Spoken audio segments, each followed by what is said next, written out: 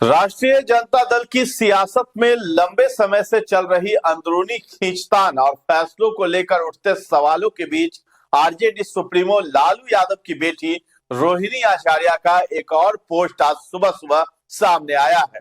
रोहिणी आचार्य ने social media platform x पर post कर अपने बयान में विरासत, पहचान, वजूद और अपनों की साजिश को लेकर लिखा है। नमस्कार, आप देख रहे हैं न्यूज हाट। मैं हूं आपके साथ रितेश शर्मा। रोहिणी आचार्य ने एक बार फिर से इशारों में तेजस्वी और संजय यादव पर निशाना साधा है। रोहिणी ने एक्स पर लिखा है, बड़ी शिद्दत से बनाई और खड़ी की गई बड़ी विरासत को तहस नहस करने के लिए परायों की जरूरत नहीं होती है। अपने और अपनों के चंद षड्यंत्रकारी नए बने अपने ही काफी होते हैं। हैरानी तो तब होती है जब जिसकी वजह से पहचान होती है, जिसकी वजह से वजूद होता है, उस पहचान, उस वजूद के निशान को बहकावे में आकर मिटाने और हटाने पर अपने ही आमादा हो जाते हैं।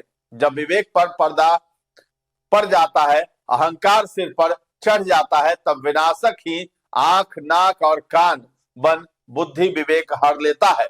बता दें कि बिहार विधानसभा में करारी हार के बाद से ही लालू परिवार में घमासान मचा हुआ है। परिवार बिखर रहा है, इसका आरोप तेजस्वी के करीबी संजय यादव और रमीज नेमत पर लग रहा है। तेज प्रताप यादव अब तक इन्हें जयचंद बताते थे, उनके खिलाफ अब लालू यादव की बेटी रोहिणी ने भी मोर्चा खोल रखा है। रोहिणी ने तेजस्वी के करीबी संजय यादव और रमीज नेमत पर गंभीर आरोप लगाए हैं। ऐसा नहीं है कि तेजस्वी पर रोहिणी का गुस्सा चुनाव परिणाम आने के बाद भड़का। विधानसभा चुनाव 2025 के दौरान जब वो पटना में थी, रिजल्ट आने से पहले जब तेजस्वी यादव की गाड़ी में उनकी सीट पर तेजस्वी के राइट हैंड माने जाने वाले राज्यसभा सांसद संजय यादव बैठे दिखे तो रोहिणी भड़क गई थी। रोहिणी ने सोशल मीडिया पर नाराजगी जाहिर करते हुए लिखा था कि लालू प्रसाद या तेजस्वी की जगह कोई और बैठे, ये कतई मंजूर नहीं। फ्रंट सीट सदैव पार्टी के शीर्ष नेता के लिए चिन्हित है। इस पोस्ट के बाद रोहिणी ने अपना अकाउंट अस्थायी रूप से प्राइवेट कर लिया था। उन्होंने परिवार के सदस्यों को अनफॉलो भी कर दिया था।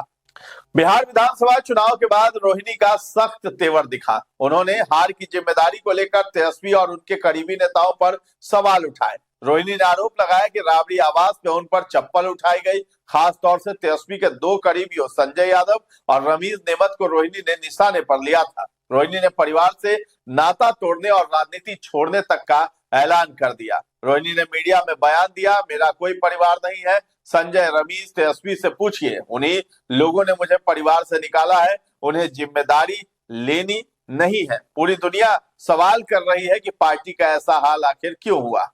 इसी दौरान बिहार के एक पत्रकार ने रोहिणी के मायके में रहने पर सवाल उठाया तो उनका गुस्सा सातवें आसमान पर जा पहुंचा। उन्होंने कहा है कि बेटी कितने समय मायके में रहेगी ये बाहर के लोग तय नहीं करेंगे, माँ बाप और बेटी तय करेगी। रोहिणी के सवालों का जवाब न तो संजय यादव या रमीज खान दे पाए, न कोई पार्टी प्रवक्ता। तेजस्वी को भी कोई जवाब नहीं सूझा। रोहिणी ने हार की जवाबदेही लेने का सवाल उठाया तो तेजस्वी यादव पत्नी और बच्चों के साथ यूरोप की यात्रा पर निकल गए। इस पर तेजस्वी ने कहा था कि रोहिणी दीदी सिर्फ बड़ी बहन नहीं, माँ जैसी है। उन्होंने मुझे पाल पोस कर बड़ा किया, पापा को किडनी दी, उनकी ये कुर्बानी अतुलनीय है। इस पर राजनीति करना शर्मनाक है। संजय यादव ने भी उस वक्त सफाई दी थी कि तेजस्वी की गाड़ी में आगे बैठना कार्यशैली और जिम्मेदारी का हिस्सा था, ताकत दिखाने का प्रयास नहीं। जो त्याग रोहिणी दीदी ने किया है उसे भाजपा या बाहरी लोग समझ नहीं सकते हैं। रोहिणी आचार्य के सार्वजनिक आरोपों ने अब एक नया राजनीतिक तूफान खड़ा कर दिया है। इसके बाद लालू परिवार की अंदरूनी खींचतान, चुनावी रणनीति और बाहरी दखल की चर्चा हो रही है। कहा जाता है कि लालू यादव ने तेजस्वी यादव को फ्री हैंड दे दिया है। जब से तेजस्वी को पूरी पावर मिली है, उनके करीबी संजय यादव का प्रभाव भी बढ़ गया है।